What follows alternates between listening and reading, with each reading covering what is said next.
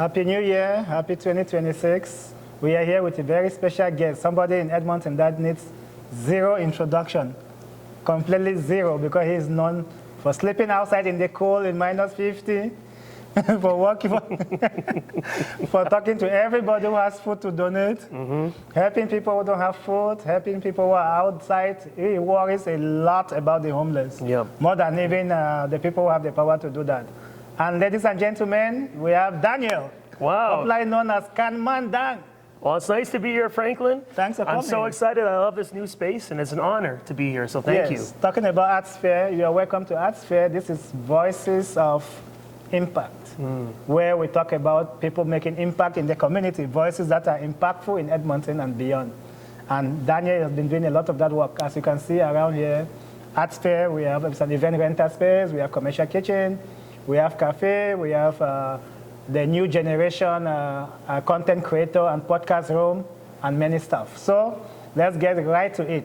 Daniel, Can-Man Dan, how will you introduce yourself? Well, my name is Daniel Johnstone. A lot of people know me as Can-Man Dan, though. I've been an activist and a philanthropist for 15 years, which is crazy. So a long career. And I'm also the executive director of the Can-Man Dan Foundation, too. Good.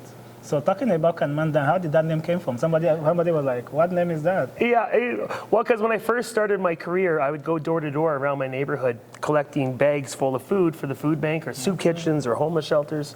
And people would always call me the Can Man because I would have bags full of cans. And then my name was Daniel, so I said, let's call that Dan, Can-Man Dan. And then the rest is history.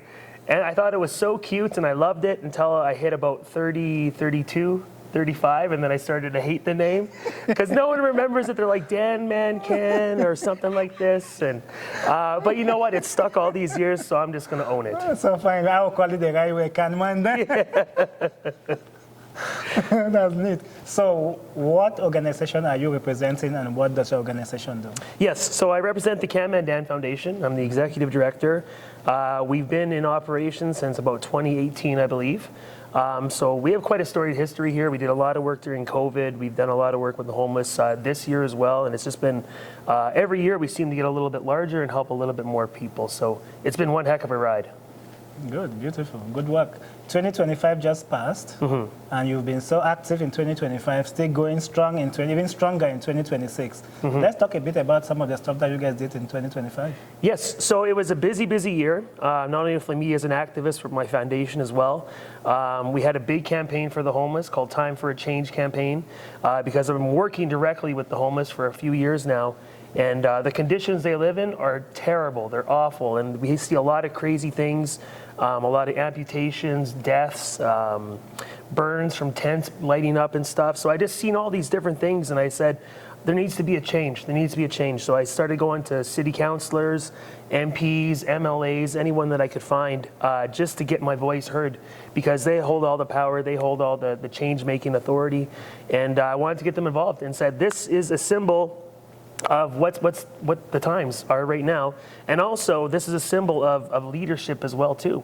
And I think that's one thing that we're missing. That's what I was very open and very honest with all these politicians who are very graceful to see me, but I said there needs to be a change. And so now we have great people like Mary Knack who are doing fantastic. We have David Shepard, so many voices who have listened to me, made me feel validated, and are making change. So someone's finally listening. It feels great. Beautiful. And we have over 5,000 homeless people in Edmonton right now, which is heartbreaking. And so let's hope, I don't know, I'm being optimistic, but I'm hoping in the next 10 years we can cut that in half, because there needs to be change right now. And then on top of that, I just did my campouts for the Edmonton Food Bank and Sans Anonymous. In 10 days, we raised 60,000 pounds of food, $50,000 in toys for Sans Anonymous, and we did that in 10 days, which is crazy. And then, of course, we did my back to school event. We helped 2,000 kids, low income, go back to school with everything they need. And just more examples like that. I've just been so out and about that it's been incredible, and it is a lot of work.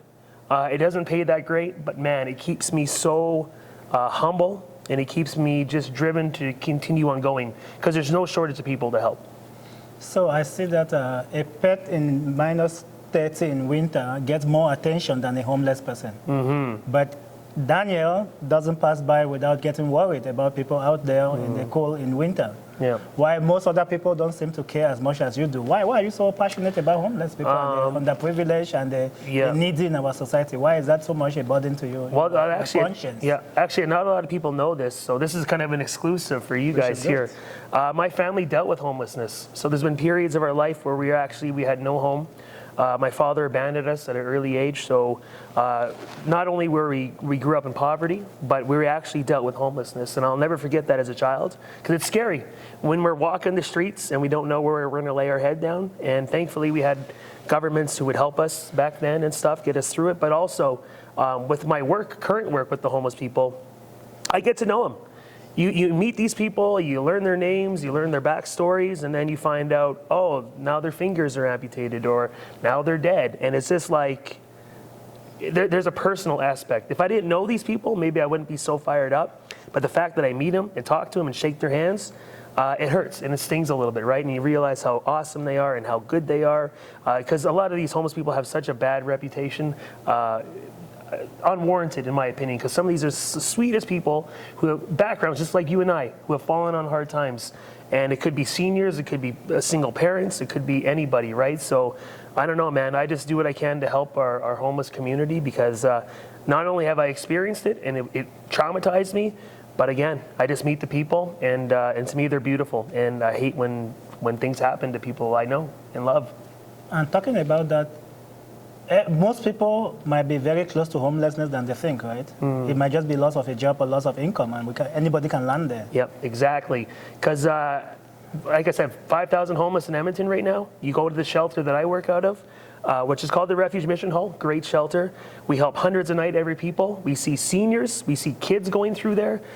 Kids, which is crazy. We see college students who have... unfortunately, they couldn't find employment, maybe got addicted to some stuff. Like, there are all sorts of backgrounds and stories in that shelter. And it's not just people who are lazy or addicted. Like, these are everyday people. And I think that's what scares me the most.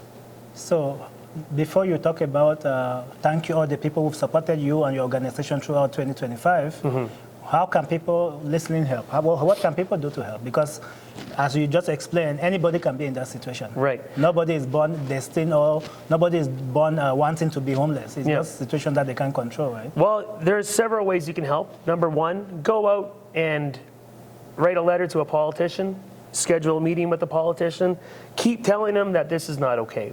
Because, again, they're the ones who hold all the power. If it was me who could flick a switch and make things better, I would. But unfortunately, I'm just a normal guy, right? So reach out to a politician. That's probably one of the best ways. Number two, just start doing something on your own. Start a fundraiser, organize a group, start volunteering downtown at one of the shelters, because we never have enough volunteers. And number three, like, just... you have so much power inside of you to make change and do good. Take advantage of that, because we need it now in this world more than ever, right? So I'm looking for heroes, because we need them, man. And we have 5,000 people down there. Low-income children, the Edmonton Food Bank right now is helping 40,000 people a month. Half of those are children who have no meal. That's crazy. So there is no shortage of people to help in this city. And I'm just calling on all people to make a difference. Go ahead and do it, because you can do it. So be the next Kanmanda. That's right. Because I'm getting old, man. I need a replacement. Come on. So let's get you the chance to talk to some of the people who've been supportive. Yes.